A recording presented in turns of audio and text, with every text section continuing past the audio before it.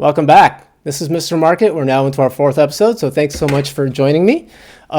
This past week has been good for the markets, and therefore it's been good for our portfolio as well. We've been up about $4,000 this past week, bringing our 2-week return up to about $6,800. And our goal, again, is about $50,000, so we're aiming about for 20% a year. And while performance has been really good, I am a little bit concerned that the market's gone a little bit ahead of itself, and here's a couple reasons why.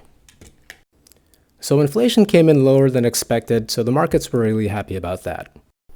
On a year-over-year basis, it looks very clear that inflation is starting to roll over and starting to head down. So much so that the market is now expecting the Federal Reserve to cut rates by the end of the year.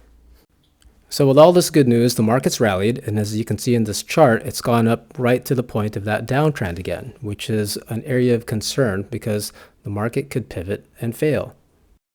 Here's one reason why. If you take a look at one factor of inflation that is particularly sticky that the Federal Reserve is focusing on, you can see that shelter inflation is still continuing to rise.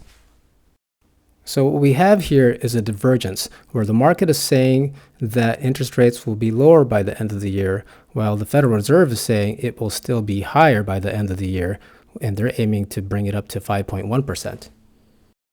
And this chart shows that historically the Federal Reserve has never stopped raising their interest rates until the Fed funds rate has at least exceeded the rate of inflation.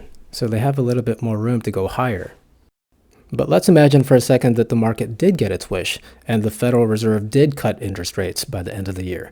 Now take a look at this chart. Historically, whenever the Federal Reserve has cut interest rates, it's only done so because something has been broken and because we're about to go fall into a recession. And whenever we fall into a recession, usually the markets have also fallen with it. So how likely are we to get into a recession?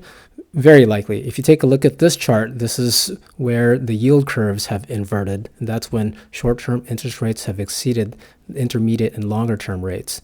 And whenever we've had that, a recession typically follows within a year to year and a half. And if you look at the history of the market, markets typically only bottom after the recession has happened, not before. So we're starting to get some signs that earnings are starting to head down, especially if you look at the chart that excludes the earnings from energy companies. And typically, stock prices follow the direction of earnings. So while the news has been good in the short term, I don't think it's a good idea to celebrate quite just yet, like this guy did. Take my word for it, there's a moral to this story. Yeah, it looked like a coronation for Tonje Pepio. He's getting the crowd. He wants the crowd to cheer his performance, and at the end he gets pipped. He gets pipped by Marin Simon of Washington. And you just can't do this kind of stuff, Lewis. So for the following week, I am being a little bit cautious, but I understand that the trend is still very much positive.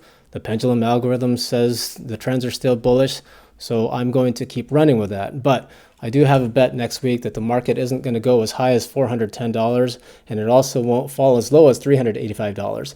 And as long as it stays within that boundary, I'll be able to make about $1,000. So hoping for the best, and I'll see you next week. Oh, and if you thought this was helpful, please click like and subscribe so you can see more of my videos in the coming weeks. Thanks so much for joining me.